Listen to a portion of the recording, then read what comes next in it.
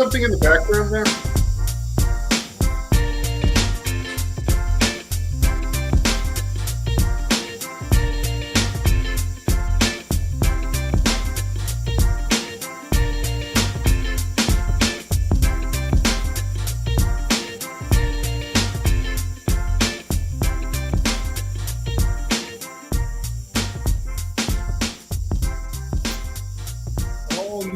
All mixed up, family. What's good? How's everybody doing this evening? As you can see on the monitor, we got somebody's birthday today. Now, I'm not a singer, so nobody needs to look this way. I'm not going to even do the Stevie Wonder happy birthday version, but let us welcome this young man to the stage, as they say. Big Cuff, what are you, like 20, 21? I am 54 years very old. No. 54, dude. Say it ain't so, Joe. Let's be full cliche here. You don't look it. I found out, though, that I'm not the youngest. I mean, I'm not the oldest, actually, in the crew. Oh, no, I think no. John put in that he said that he was going to be 55 in October. Oh, yeah, he's ancient. It's all John. He owns the whole town. Yeah, I can't kid with him, though, because he's got all of his hair and he's still handsome. So he's got that over me. Let's not get the egos too swollen up in here. Let me tell you that much. But hopefully you've enjoyed your day. I know we're going to try to keep it brief so you can get to your cake. You know, everybody needs a little piece of cake in their life. That's for damn sure. Eric is not joining us tonight. He's got the sniffles, so you know, you might get better soon, bro. Yeah, get better soon, because we love having you here. That's for sure. So let's just jump into a couple things. I mean, let's keep it a bean. Tonight's theme is going to be a little bit of movies. Eric had quotes last week. I'm going to do a little bit of movies. So you'll notice that the themes will be a little movie oriented. So we're going to our New York Knicks. And I'm calling them the True Knicks Grit, like the movie True Grit. Knicks, as of the last 10 games, are 8-2. Some pretty impressive dog fights they've been in recently. We saw it with Sacramento. We saw it with Houston.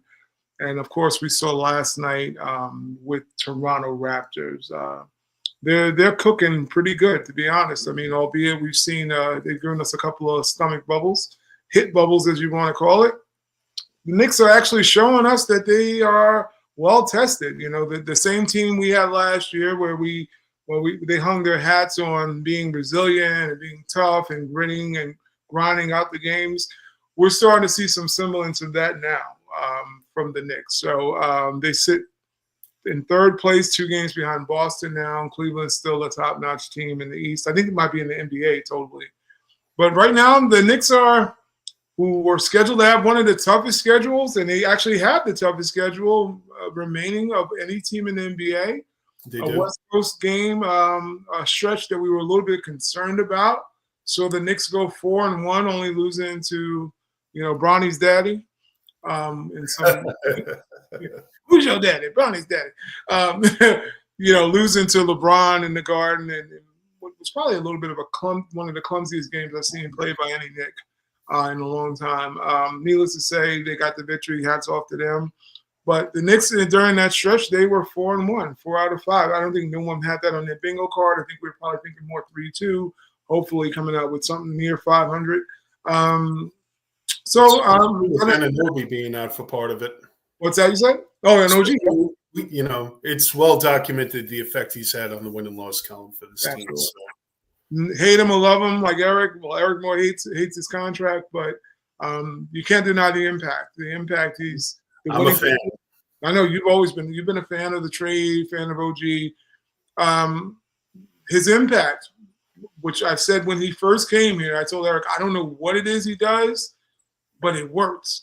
And it has worked. It has worked.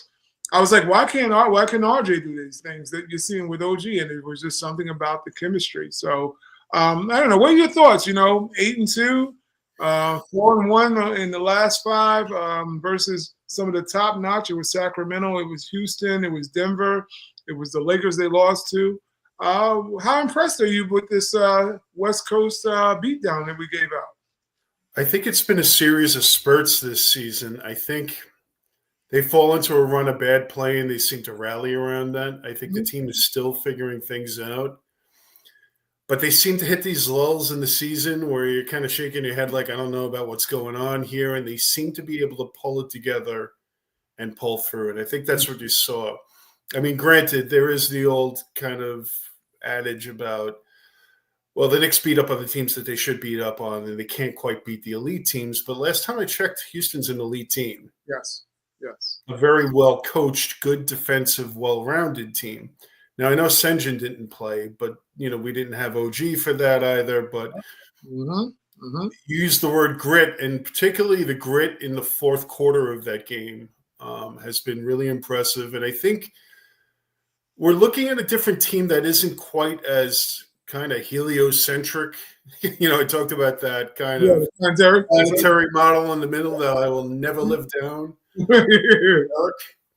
That and Willie Cauley Stein, I'm going to carry to my grave with him. Wow. But,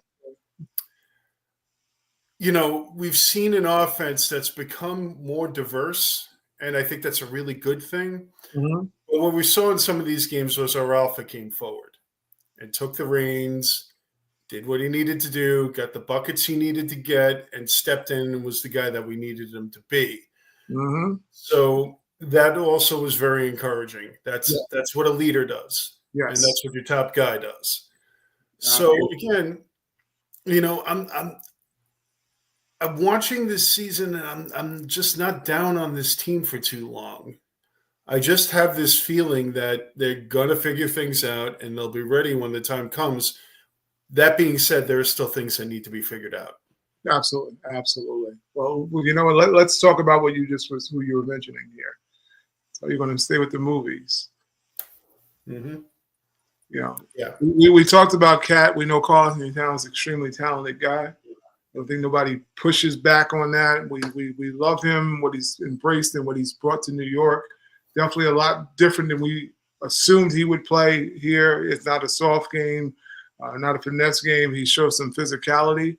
But I chose this, The King of New York, as the movie for Brunson because there's one quote I like when Frank White says, "From now on, nothing goes down unless I'm involved." Mm-hmm. When you look at Jalen Brunson over the last couple of games, we saw it last night, we saw it the night prior. This is still Jalen Brunson's team at the end of the day. When you look at the closing out of games, the grit and the grind, the tenacity, the killer instinct, just a flair for the moment, so to say.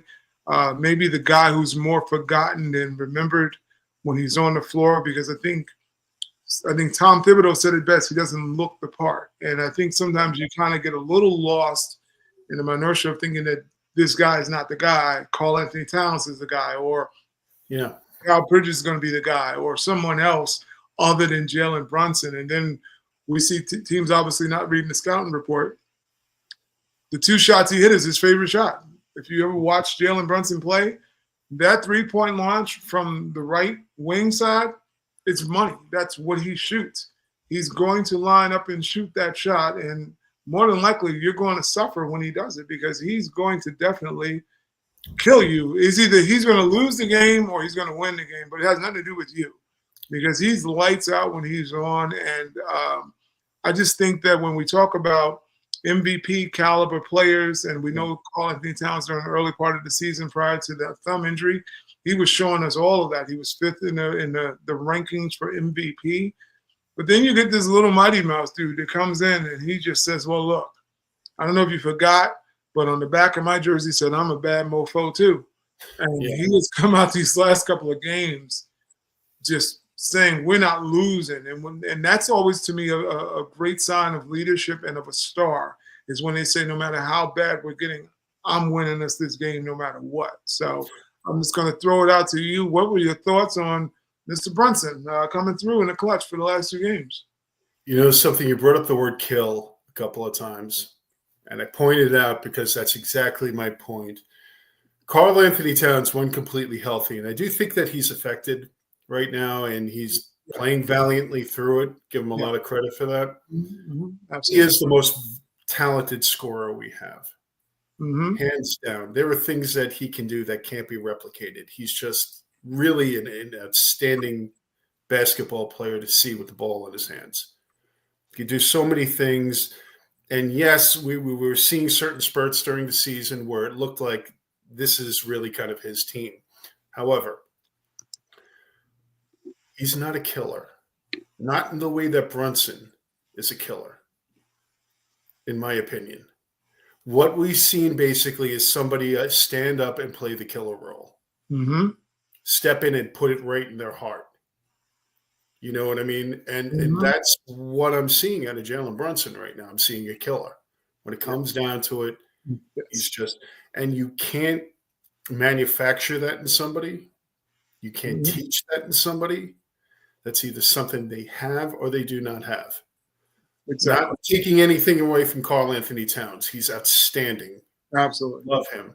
But there's just something different about Brunson. And when Just you, something different about him. And there's very few players that are like that. yep.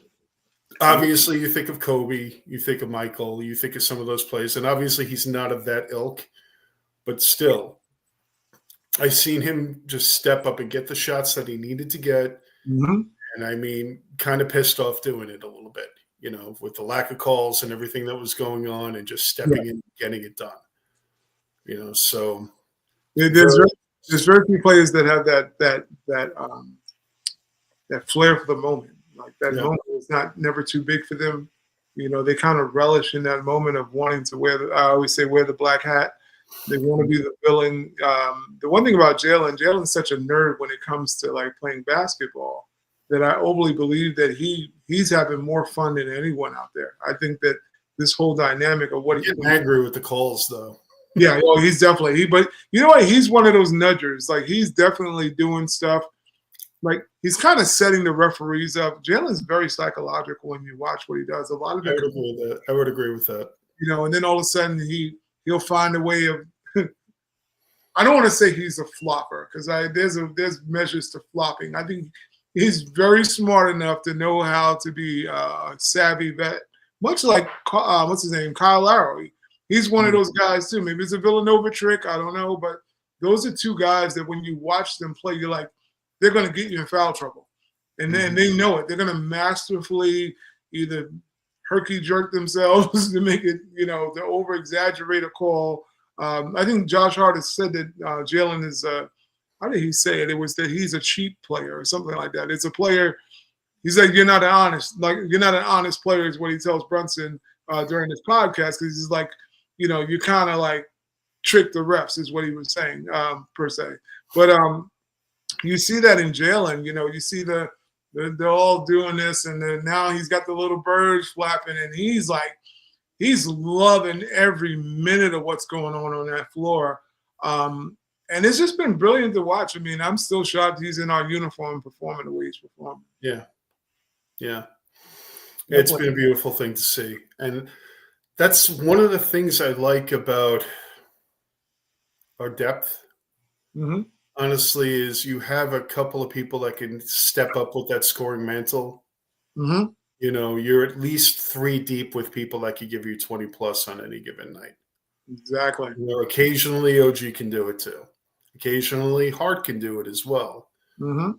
But it's a much different team. But yeah, I'm you know, as much as we sit here and we rain on Tibbs and we rain on with just cause. Best cause, yeah. Mm-hmm. With just cause, I'm not gonna sit here and say anything different. But or we rain on the things that are going wrong with the team, I still feel great about them. Yeah. I still feel like this is a team that can really, really make some noise if they start firing in all cylinders and get Mitch back. I could see them really, really, really ringing some teams' bells. Oh, absolutely. Absolutely. I mean, we're talking about some of the depth, and I'm going to bring this guy up right here. Let's keep it with the movie theme. Bridges over Madison Square Garden. You know, when you look at that's good. That's, yeah, you know, when you look at Mikal Bridges, we all came out and, you know, we knew about the pick load, you know, and Josh Hart says, you know, hush your mouth. They're only elementary school kids. Why is everyone worrying about it? But I think if it was legitimately a real concern when it came to Mikal Bridges early on, him trying to fit in, looking like he had lost a step. Kind of the thing, obviously, with the jump shot, the tweaking of the shot. He just looked disjointed. He did not look like the guy who came from Cleveland, nor the guy who was coming from Phoenix when he first arrived. And, the Boo Birds were probably going to hit him pretty hard because he was looking like somebody who was, I don't want to say he was playing soft, but it was a very timid way of playing that New York fans do not appreciate. They want you to be, alls to the wall to clean it up. They want to see the effort, the grit, the grind. That's what New York is about. You can't go out and play any kind of, Mr. Softy basketball. And I think in the beginning, that's what we were a little concerned, saying, is Mikal a soft player? Well, what we've seen now is over the last maybe 10, 15 games, I'd say 10 to 15 games, we've seen a different version. We've seen a guy we remember. We see some of the guy from Phoenix. We see a little of the guy from Brooklyn. We see his athleticism and his ability to make some crazy shots. I didn't know he was that much of a difficult shot maker, but he really is. He can be unguardable depending on what he's doing with his release point and his length. Yeah, he can cook. He can definitely cook. And the thing that we've seen that I always wanted to see, I didn't care about the scoring as much, but the defense. I mean, we saw what he did with Ja Morant. We got to throw Memphis into the mix of teams that got beat coming here. When you look at what he did with Ja Morant, and he's just been a lockdown dude. He's literally the human Cisco. He's a thong song. He's all up in somebody's arse when he's playing because he's like really locked into whatever guy he's guarding. We've seen him manifest. We're finally seeing Mikal Bridges, which is only going to benefit the Knicks when you think about it, especially during the time where we're seeing Karl Anthony Towns kind of struggle. We know why, the finger, et cetera, et cetera. It's good to see Mikal Bridges actually stepping up, and especially with OG being out now. Right. What's your opinion of Mikal? So far, are you impressed? Does the picks now go away? No one stops talking about him. Has he arrived basically in New York? They fixed him by involving him on the offensive end. Very good. And I know that it's an easy philosophy to say that you have two offensive stars in Brunson and Karl Anthony Towns that can flat out score. So they just funnel the offense through them. Have everybody else just play defense. Well, the thing is that these are people too and players, and they don't want to just play defense. Yeah. They want to be integrated into the offense. And that's something that sometimes people forget. Like when I was a player, I played harder when I was getting touches in the post in defense. I was more into the game. If you just asked me to block shots and rebound all game, I would space and roll out. And I really have been paying attention to this transition. And it was OG engaged originally and involved in the offense, and that role switched over to Bridges because Bridges was fading and Bridges was getting into the offense. OG started to fade, and there's strong correlations of when all of this happened. Yeah, there's very clear cause and effect. Now trying to get OG back into it and everything, which is why everybody needs to eat. Yeah, absolutely. Everybody needs to eat. And you would even send me in the group chat that we had, the Dobermans are here. And I had just gotten on the game and I was noticing the defense in Memphis. And I was like, he's right. The Dobermans are out. And we've talked about the Dobermans and how the vision that we both talked about in the beginning, like these guys, but these nasty defenders patrolling the perimeter, just wreaking hell on people. Yeah. So again, Mikal is looking really, really good. He's really hard to defend with that in the paint fadeaway, where his release point is at the very top of his arm, and you end up not blocking that shot. I wish he would be in the post more, also, because again, you're not going to guard him in the post. You're not blocking that shot. He's going to get that shot whenever he wants it. But the only thing that I could look at right now is he's still not getting to the line, but that's a product of that release point. He's not getting fouled because nobody can touch it. Yeah. You know what I mean? That's true. So again, it's the hardest thing to balance out is to balance out how your offense is operating and how you're engaging people, and that involves coaching, and which scares me because you have a coach that basically will let them do whatever they want offensively. There's not that outside person guiding that, and we've talked about the many admirable traits of Jalen Brunson. Being a vocal leader maybe isn't one of them, but maybe that's changing because it seems like collectively they're kind of getting their heads together. They're starting to get kind of screwed on, and that doesn't happen by accident, and it doesn't happen just by atoms randomly colliding with each other. There's usually some kind of a guiding force. So let's hope that that happens. Yeah. But what we're starting to see is Phoenix, Mikal Bridges. Mm-hmm. You know, for me, honestly, if he's bringing 18 points a game in the defense, I love that. If we have OG bringing 16 points in the defense, I love that. They're both shooting really high percentages from the field. There's no reason not to get them touches. That's right. You know, in the fourth quarter, you know where the ball's going. When you really need a bucket, you know where the ball is going, and that's the balance you try to achieve. Yeah, it's going to the JB, and I don't mean James Brown either, or the backup. James Brown. It's going to your killer. Yeah, absolutely. Or your savant who can get points from anywhere. Karl Anthony Towns. Karl's very gifted. Like I said, I didn't want to, poo-poo Towns' game or whatever. I'm just saying that Brunson definitely reminded people that he's a special talent as well. We were talking about let's bring this guy up.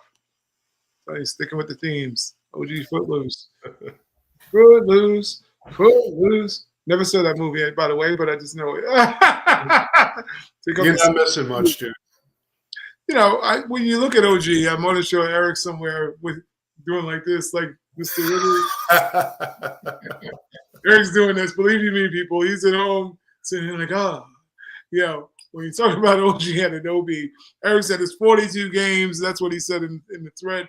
He said it's 42 games. He was bound to get injured. This is the time. Eric's got the calculator out, checking his contract, trying to see if there's any clauses in there to delete the contract probably. But we do know that OG, Mr. Life Alert himself, I always say, that guy's going to fall down on the job. He literally does fall down on the job, although, he's an extremely talented guy. Of course, I missed the injury. I had to watch it on replay. I was late getting into watching the game, but, they was like, well, it was a non-contact. I'm like, of course it was a non-contact. This guy falls on his own shadow. Of course it is. We know what is going to come. He's got to have like a one-level house. He can't have a staircase anywhere in his house. He has to have like 5,000 square feet on one level. And all mattresses on the floor. He can't have no sharp objects. This guy's going to hurt himself one way or another. They can't have that step over to get into the shower. None of that. And then don't have a saddle. Can't have that saddle there. Any little dip in the ground or whatever. OG's plush carpets that thick. Impact.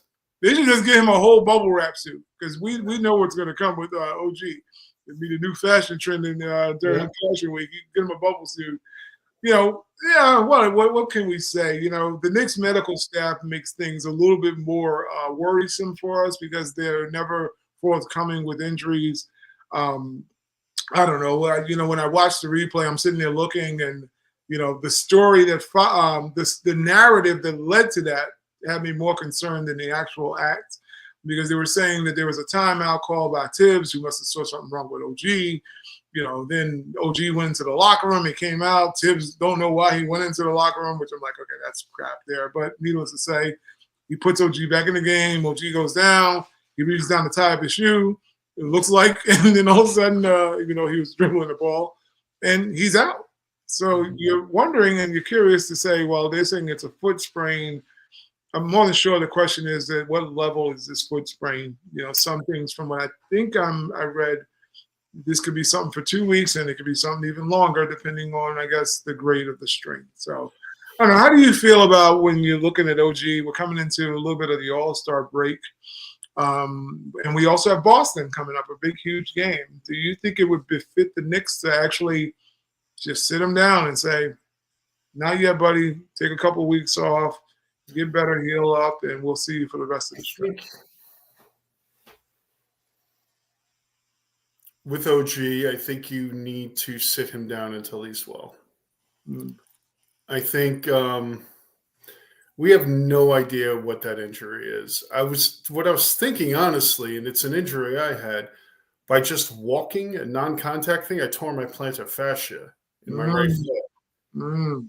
right, and it just happened by walking essentially, and it kind of looked like that. So I don't know what a sprain means. A sprain, honestly, couple of days, some anti-inflammatories, a little PT, you'll be fine.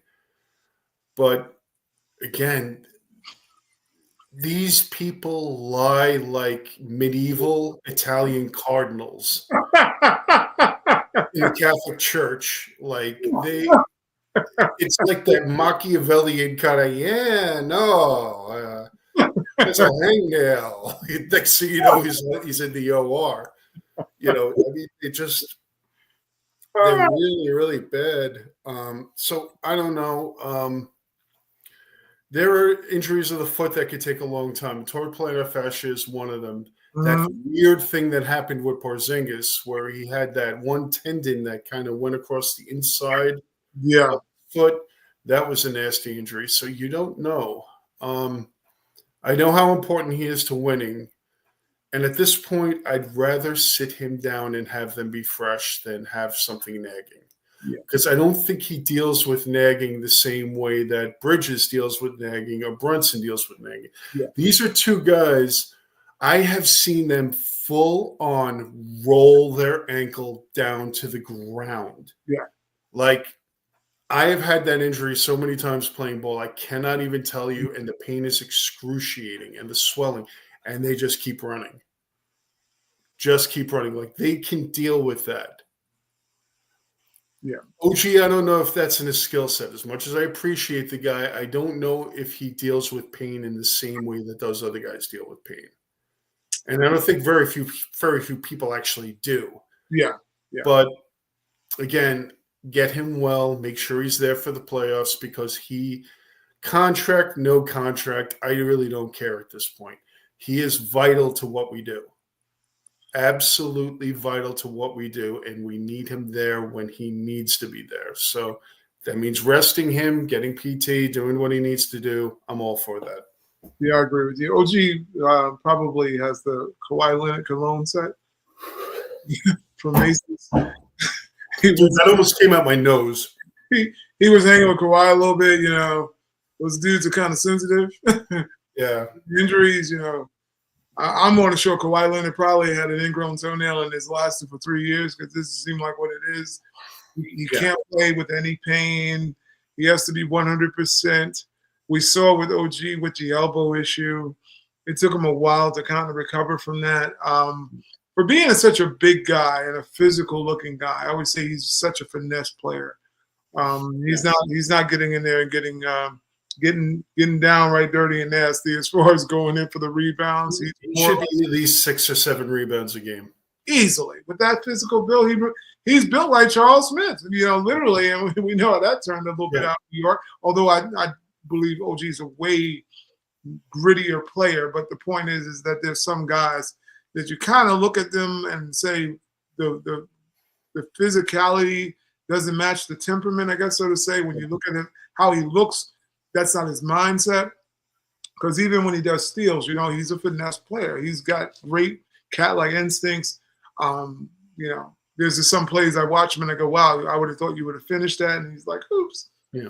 Butter. I went to AMC Lowe's. I got butter on my fingers. I'm not going to catch the ball today.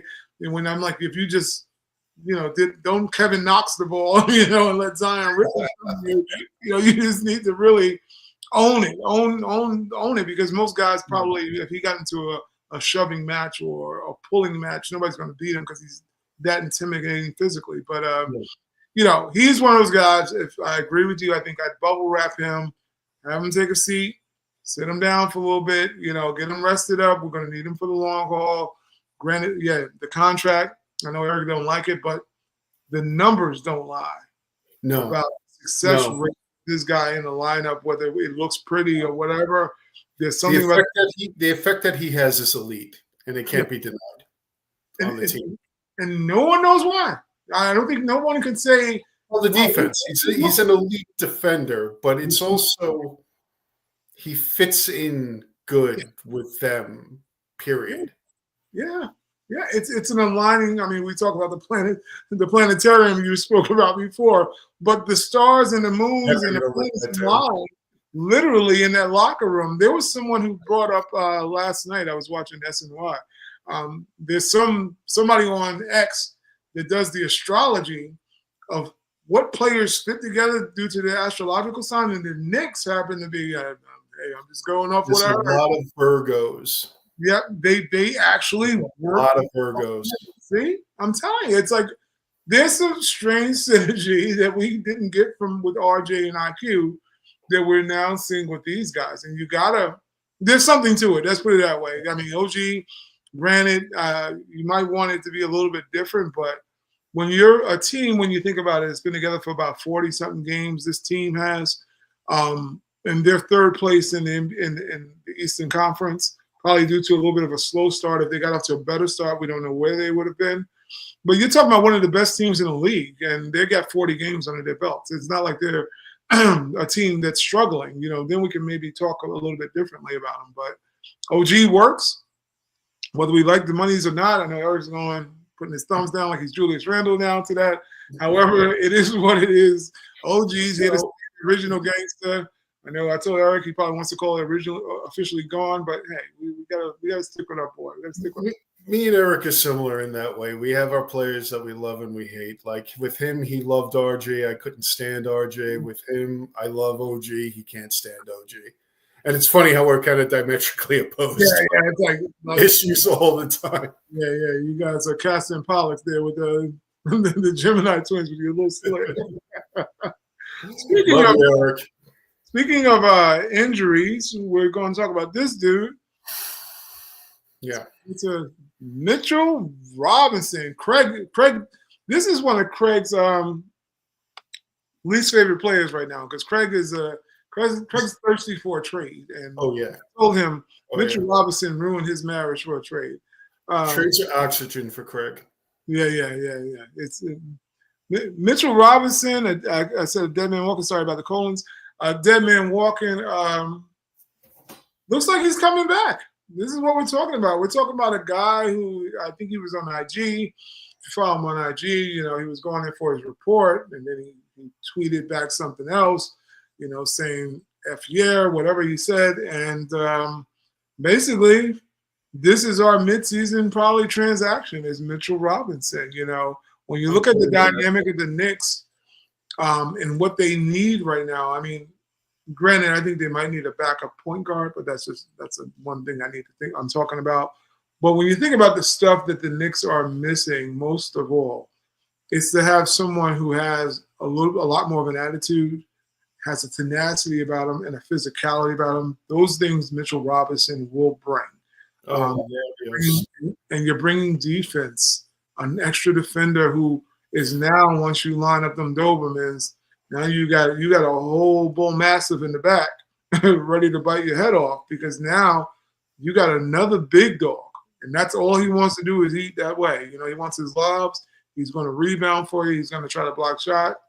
You know, he's going to show. When watching Karl-Anthony Towns, and I love Karl, but then when you watch the one things you see about him that is the weakness, not from a lack of effort, but you're watching those guys get right into that pocket, into the lane, and he's like 2 steps too slow. He's a willing defender, but he's not instinctual. Yeah, he doesn't have it. Whereas I'm watching those games recently, and I said, if that's Mitch, that ball's going. You're not even coming in there. You're not going to come in there because he's going to embarrass you to make sure you let him know not to come in Mr. Robinson's neighborhood, because that's what's going to actually happen. He's going to eject you out of the club. That's the one thing. So when I look at Mitch, it's great that he's coming back. Obviously, this is a great acquisition for the Knicks. It's coming at the right time around All-Star. They'll have the break. They'll give him a chance to get his wind up, to get him a little bit more in shape. Or by the time he's already through with all of his contact. We are talking about where we are in the pecking order. We have the Eastern Conference. We have Boston. We have Cleveland. We'll talk a little bit about some of the trades that happened, obviously. But when you look at it, Mitchell Robinson, you add him to this mix. Do you feel like this pushes the Knicks to another level as opposed to a team that you may be worried about? They might not be quite there. Does this put them there? Absolutely, if he's healthy. No doubt in my mind if he's healthy. One of the things we're missing as a team is really one of the biggest recent identities of this team. I know we've morphed into something else right now, but a lot of our identity had a lot to do with what Hartenstein and Mitchell Robinson brought. Those second chance points, that offensive rebounding, the rim protection, all of those things. And we always kind of, it was like a half blessing because what they didn't bring offensively to the position. You've spoken about that many times last year about, I love what their contributions are, but we're playing 4-on-5 from an offensive standpoint. See, now we can hide that better. Yeah. With the offensive flexibility that we have. I don't want to see this team make any moves.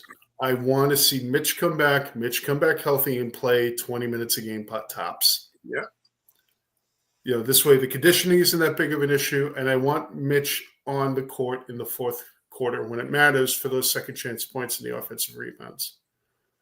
Except when it comes down to free throw shooting. A good part of the fourth quarter, if the fourth quarter is tight, I'd say you start to experiment with him at the 5 and Cat at the 4. Yeah. I think you want to have Cat predominantly at the 5. He's just shown that he really flourishes in the 5. I mean, from an offensive standpoint, there are very few 5s that can really defend him effectively when he's on. He just eats their lunch. I mean, like eats their lunch and then like flushes their homework down the toilet. It's abuse. It really is. Yes. When he's on. But the only thing is you cross your fingers, is he going to be healthy? Now he's had almost a full year past that second surgery. He probably came back too early the first time around. Players sometimes do that, and sometimes it comes back to bite them. So there is concern about that. But I think as a whole, and this is just me as a Knicks fan, I think reading a lot of what I'm reading, I think we're too ready to ship him out. I think his value is in an all-time low. After spending a year out, I think you're going to get squat for him. And I don't think you're getting anything back that if he comes back effectively is going to nearly approach the contributions and the hole that he can fill in this team. That's right. I'm hoping that he comes back. I'm hoping that he comes back healthy, and I think it makes us seriously dangerous. There's a lot more flexibility with the roster. We can match up with smaller teams with bigger teams, and vice versa. If we're looking to take advantage of a certain weakness on another team, it enables us to go big in a way that very few teams can. So I'm really hopeful that this is going to work out. If not, I still like our chances, to tell you the truth. I just think we're going to be better with him. I agree 100%. I mean, the question marks I have for Mitch was whether or not the true story, which is what we never get from the Knicks medical staff or the front office, is like, how injured is this guy? Will he be ready? When hearing this news, that all goes out the window, because if he's almost ready, we are almost ready to make a push for the second half of the season. So everything seems to be aligning itself in the right way, where we're seeing Tom extend his depth a little bit more. I'm going to get into someone in a second about that. To know that we have Mitchell Robinson coming in and being in a limited role. He's not the full-time starter. It will preserve him quite a bit. Although he's a little bit accident prone, as long as he stays away from Embiid, I think he'll be fine anyway. That's the key thing when we think about Mitchell Robinson. His injury is not really an injury from his own doing. It's really an injury due to someone who should have been suspended for about 20 games for what he did. The injury was there beforehand, honestly, but what he did was just unconscionable. I mean, I don't know how. I mean, but it's karma. Karma does come rear its ugly head, because you look at what his career looks like now. Not only is he injured, he's also probably maligned with being one of the laziest players and the most shiftless players ever. And people say, "Why did you even get the MVP?" So his credibility is absolutely shot. So, but it will be a welcome sight to see him come into the game, and we know that those boards are going to be a little bit different now. The boxing out is going to be a little bit different. The intimidation is going to be a little bit different. So that versatility he's going to offer and give Cat some relief, and also be a tandem. Carl talked about actually being put together with Mitchell Robinson. He said, I think it was Huckport he was talking about, but he was saying that being in a dual situation where he was playing last year with Rudy Gobert, he's very comfortable playing the four. And so it worked for Minnesota. It did. Got in Western Conference Finals. It certainly did. With the Knicks fans being not okay getting to the Eastern Conference Finals, I mean, granted, you want to win a title, but that would be progress for us because of the two second-round knockouts we've had for the last 2 years. I'm just going to touch on this guy a little bit. Starting Incredible Huck. Oh boy. We got to talk about a guy that I like campaigning for because I said he looks like he got some chops to know how to play the game with the right energy, the right tenacity. The first game, it seemed like he was a little bit lost, but I'm more than sure it's just the speed of the game. My joke was the shock that he actually got into the game. I said he probably was eating his hot dog and had the soda. And Tibbs was like, Hawk! And he's like, oh, me? The mustard stain. The mustard stain on his shirt. He's like, I didn't know I was getting in the game. Coach. And he got in, and he was probably shocked like the rest of us in the rest of the world. Because I turned on, I said, did Karl Anthony Towns get hurt? Because why is Huck 40 in the game? I was very shocked to see it, and shout out to Tibbs. Shout out to Cobblepot. We've been asking for you to extend some minutes to some of these young guys. I mean, granted, I'll take Huck. I know you're not doing it with a bunch of the other guys, but you had some depth at the 5 that I think you. This is the biggest need at the 5 too. Yeah, the 5 was everything. You're playing Precious. Who, don't get me wrong, it's great, but you do need some size and some tenacity because Precious can be a pretty solid defender, but he's also a little bit more of a finesse player too. You need a gritty dude. You need someone down there who's like you said, going to snatch your lunch. You need that kind of player. Active. Yeah, and that you don't know where he's coming from. His energy is like, you looking at him, I always say that's Rikers Island basketball he plays. He's like, he's huffing at the mouth, and he's like, well, what do you want me to do? You want me to hit somebody? Like, he has that kind of look about him. Like, whatever you ask me to do, I'm going to do it, and I'm going to intimidate guys. And it's just been a nice touch to see, Campaign had a lob to him. Jalen's looking for him. The energy is just there. And I'm just saying, I'm glad Tibbs is now going in his bag a little bit and bringing out this guy because I think we needed that also from the bench production. I read an interesting article from the Daily News that said that Dolan went and visited him in the locker room and was like, so you got some playing time, huh? Yeah, Dolan. If Dolan, gives you the nod, I mean, you're a like person for life. You don't. If it's one thing, Dolan, I don't care what no one else says. He's friggin' loyal. I don't care. That's the dude you want. I always tell people there's certain friends. I said, you don't have a lot of 3 a.m. friends, is what I say.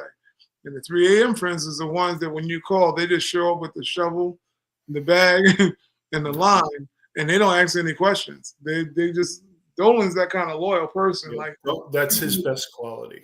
Yeah, he's going to go down with his ship, and if he says you're friends, he means that. And there's something I always like about people. When you have someone that says, "No matter what, I'm your friend," that's a big calling, and that tells you a lot about your character. So I know people get on Dolan for that, but the loyalty thing, I can respect that.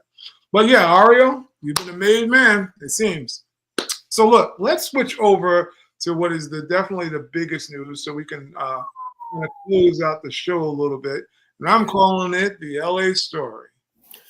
Probably the one thing that when I saw it come up, like you guys weren't even in the thread at that point. I think everybody probably went to sleep because I'm a night owl. So I sat there and I saw it. And I'm like, that can't be true. Yeah. So I hit you guys in our private thread. And I'm like, he's been traded? But I wanted someone to verify because I'm like, is he that maybe I didn't know. I was like, was I hacked? Everybody thought he got hacked, that Shams got hacked. Who wouldn't think that you got hacked? Because when you're talking about a guy, and we're talking about, obviously everybody can read LA Story, we're talking about Luka Doncic, dynamic player, dynamic player. I mean, Eric, I know was a huge fan of his coming in before he even came here. Eric's a big follower of the EuroLeague. I peeped a little bit of his game, and I thought he was impressive back then also. I like him to be more like a Jason Kidd type / LeBron type. That's the way I kind of viewed him. I mean, granted, Jason Kidd was a whole engine. Luka probably needs his carburetor fixed, so let's just keep it a bean. His carburetor, and he's got a little clogged engine. Yeah. Speed. He's not on the speed track. He's not going to be a The Kid didn't have a problem with motivation. Yeah, no, Kid. I love Jason Kidd when he was playing in Cal. He's a very good player. Looking at Luka Doncic, I mean, I would have never thought, but I guess that's the term they say never. It's so cliche, but it's so accurate at the same time. When looking at a player of this ilk, usually these are things that happen when teams are actually at their wits' end. They've got a player who's dynamic, but you can't build around them. You know, you try different iterations.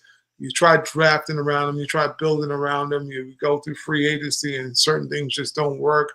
You know, Curtis Blow, these are the breaks. Everything just didn't break well for you. Then you end up saying, well, I'm going to forfeit this player and turn him over and put him up on the block and see what I can get for him and just do a reboot. Sometimes franchises need it. It is what it is. There's some franchises probably going through a little bit of it now. Golden State Warriors, you see a team that's in flux, probably are not championship contenders, but they have a guy who is capable of leading a team to a championship still. But, you know, the pieces around him have fallen apart. So we move forward with this guy. This is a whole different animal. You're talking about a guy who's 25 years old. You're talking about a guy who just went to the NBA Finals, albeit they lost. You're talking about one of the dynamic scorers. This guy I watched score 70-something points in Atlanta, which I was glued to the TV watching because I'm like, he's probably going to break somebody's damn record. Kobe, I was thinking he was going to hit Kobe's because he was literally an unstoppable juggernaut on the offensive end. This dude is a bucket. He's a talent. He's a competitor.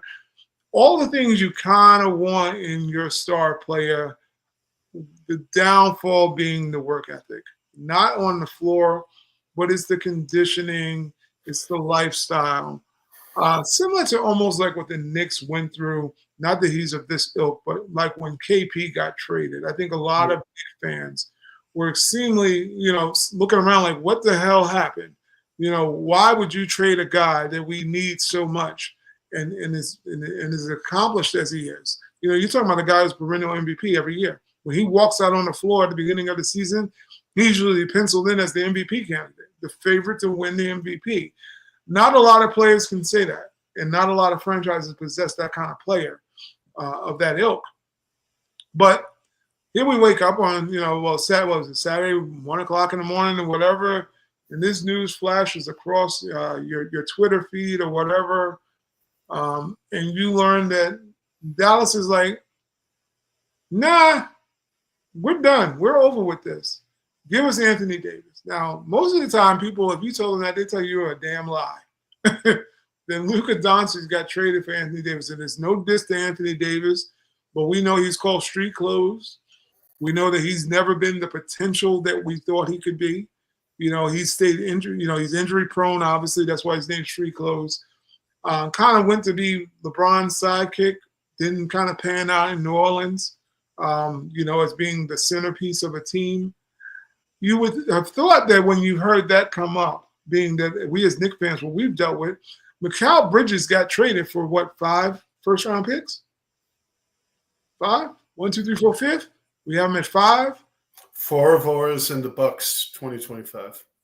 When you hear something of that magnitude, that he was traded for Anthony Davis, and literally a throw-in, not knocking Christie, but he's just not that dude. He's a role player. He's a role player.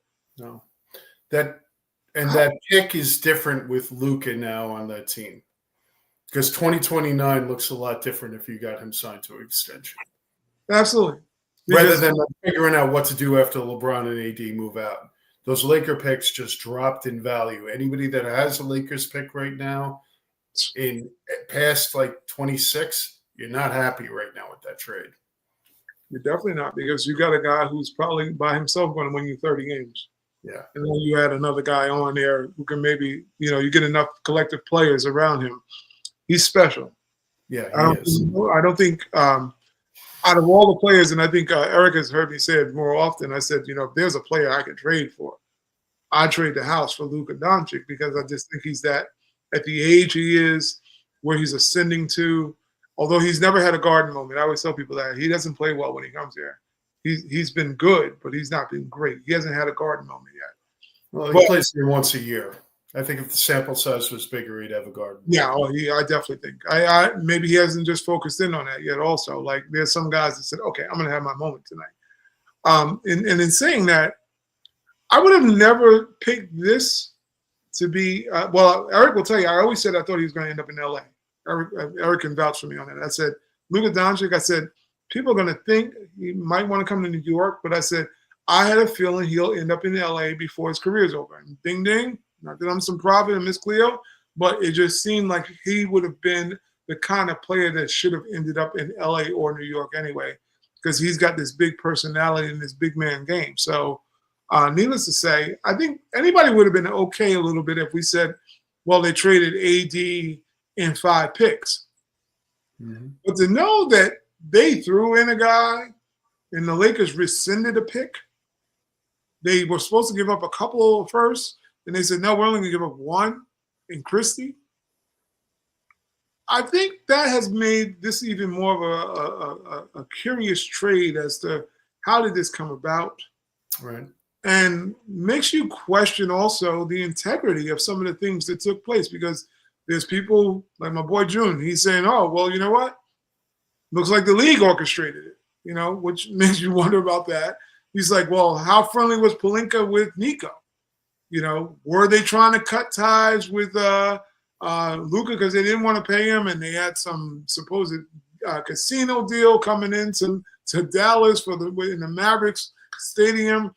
I mean, all the things are out there on the table. And then, of course, we wonder about Luka's lifestyle choices. Have also with the Michael Finley grabbing the beer in the post game, all these things have come out. Just trying to get your idea and your perspective on one, your thoughts on the trade, and secondly, what do you think led us to this path of Luka Doncic going to the Lakers this way? I definitely have some thoughts. And I appreciate the way that you lined that all out there. I think you set the table for a lot of what I want to say pretty clearly. I want to address this idea that the league is funneling talent to the Lakers, and I think that's BS. I don't think it's real. I think if that was real, the league would have been funneling talent to New York for many, many years, because I'm sorry, New York being good is more important to the league than the Lakers being good. That's facts. So again, there's the theory of the stuck envelope or anything, but what was that now? 40 years ago? Years. The league didn't really try to get us, So let's put that away. I want to shout out to Eric in a post that he put in shortly thereafter when everybody was flabbergasted with this entire thing. Yes. And he spoke, maybe not directly, but what I took from it was the courage and the conviction of Dallas to say enough's enough.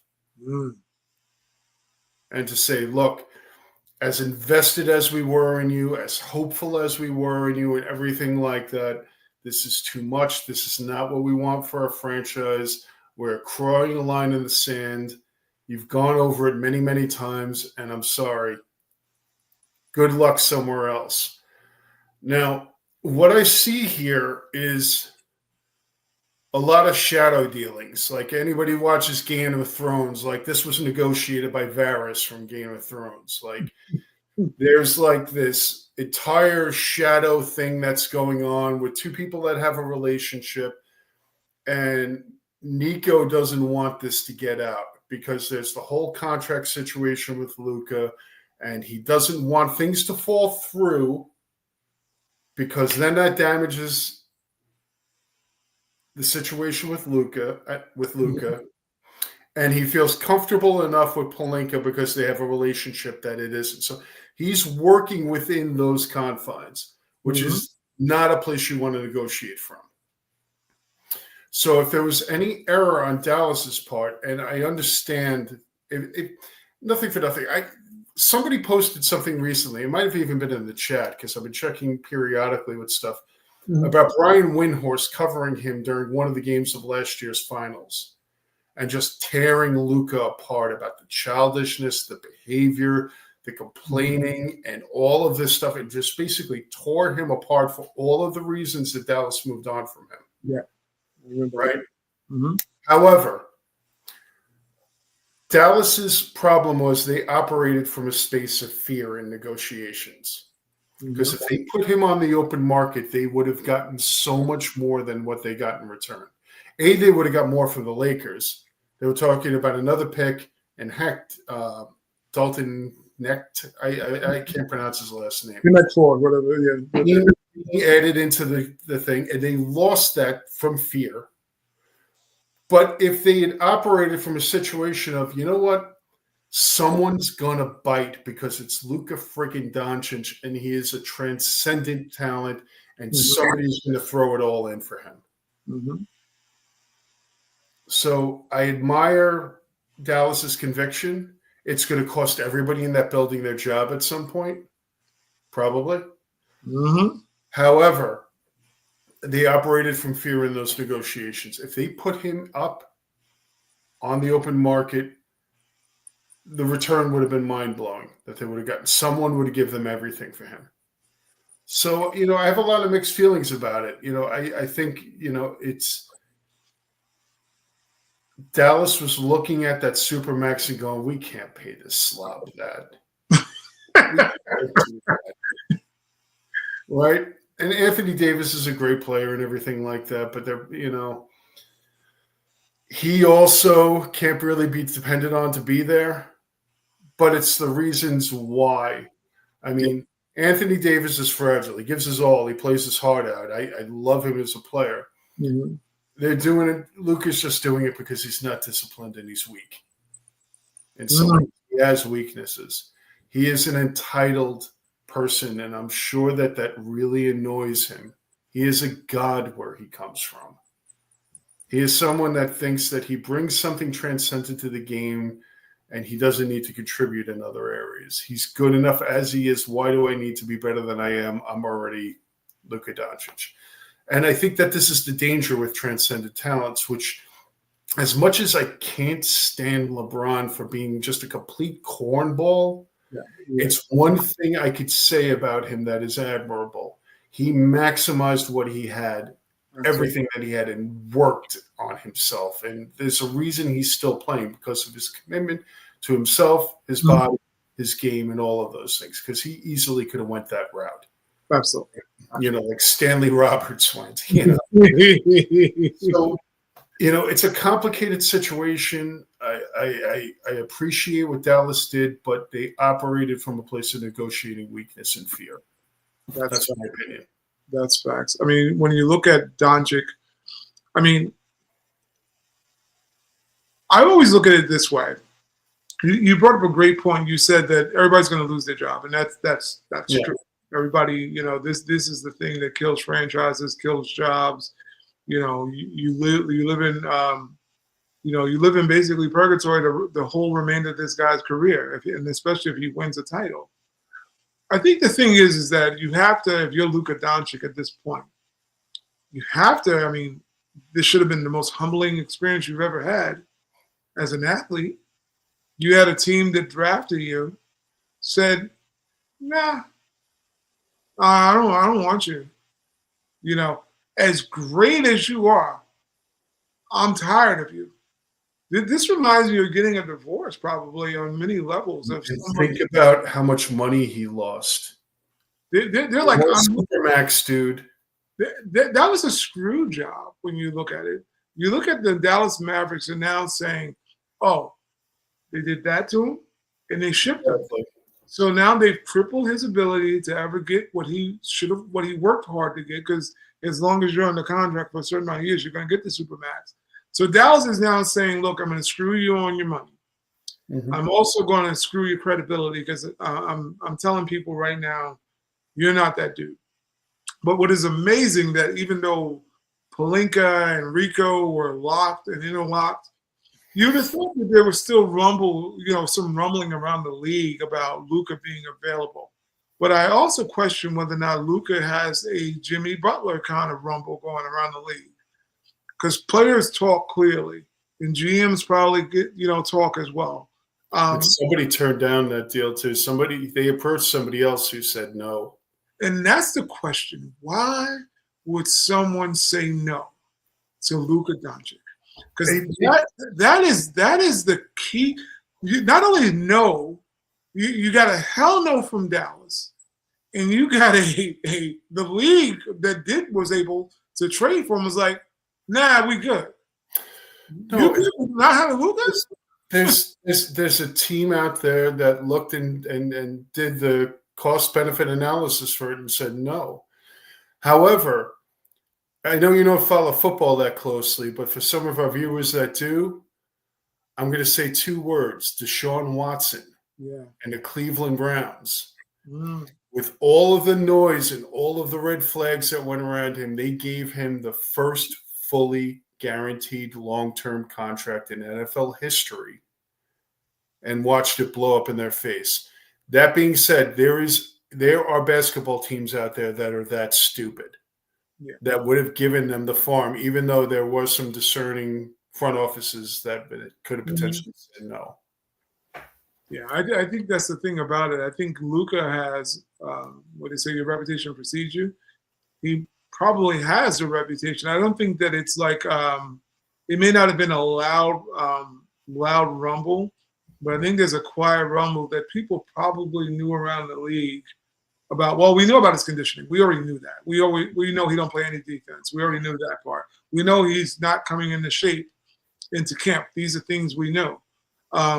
He seems like he has a little bit of recreational activity. I don't want to slander him, but we've seen him. He talked offline a little bit about it. We've seen him probably not having the best diet soda before playoff games, and clearly after the playoff games, we saw him with another diet soda, and Michael Finley came in and was like, "No." And then you saw the incredulous look Luka gives. If anybody watched the replay of it, Luka thought he was going to get back the diet soda, and Michael Finley walked away with it. And Luka gives the like, "Oh well, I guess this is what we're doing."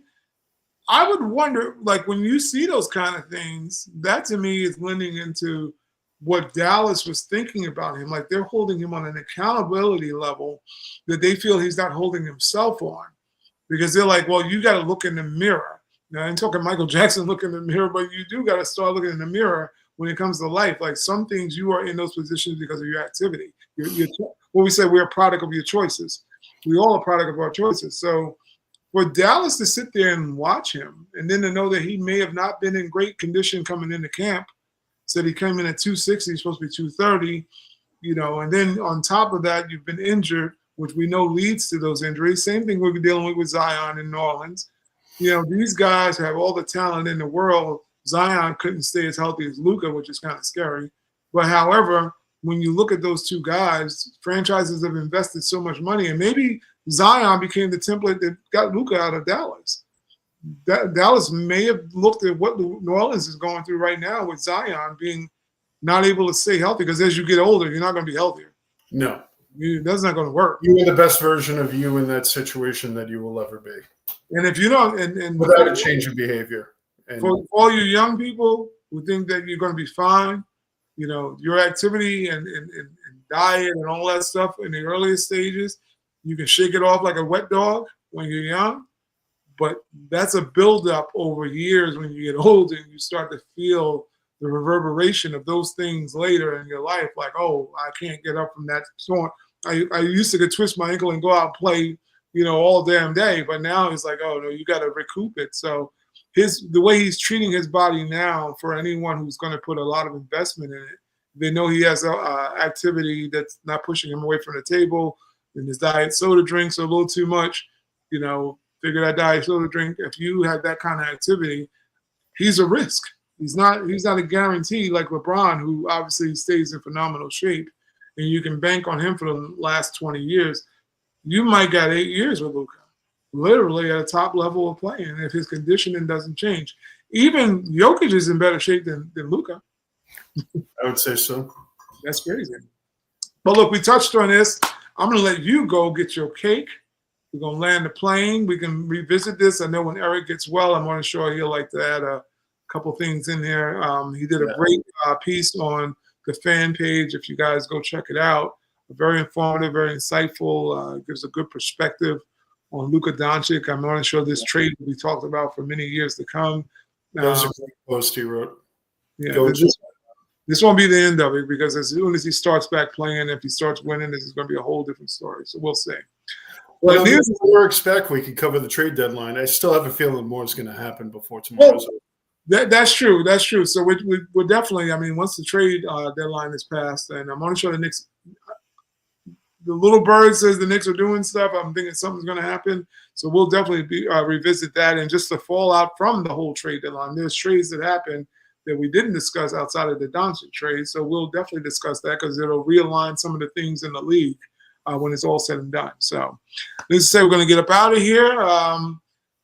Brother, you enjoy your birthday. You eat all the cake you want. That's what you do on these days. You overindulge and you regret it tomorrow. But, hey, you got to live for the day. That's how it is. You definitely enjoy yourself. Everybody, make sure you go on the page. Wish Big Joe a happy birthday. One of the best people you can know. We love him. Just a good dude, man. You don't say that about a lot of people. I appreciate that. But your character is high, and we need more people like you, and we definitely need you around for a lot longer. So here's some many more birthdays to come, brother. And love you, and go enjoy yourself. So for me and Joe, we'll have Eric back. We'll get him all unsniffly, get him some NyQuil, whatever the heck he needs. Some ginger. Feel better soon, bro. Yeah, ginger and turmeric. Eric, I don't know what we're gonna need. We're gonna get ginger and turmeric. Yes. Yeah, you need to get that. Maybe some mullein leaf. That's another thing you can take. Brother, we're gonna get you right. All right, so we're gonna call it a night. Thank you guys for tuning in. We appreciate you. Like I said, go on the fan page, check us out, great articles, mingle with us, and we'll be back trying to do this thing next week. And go Knicks. Let's beat Boston on Saturday. Big game coming up. Yes, sir. All right, we're going to call it a night. You guys enjoy yourselves, and we're going to sign off like Brunson. We out of here.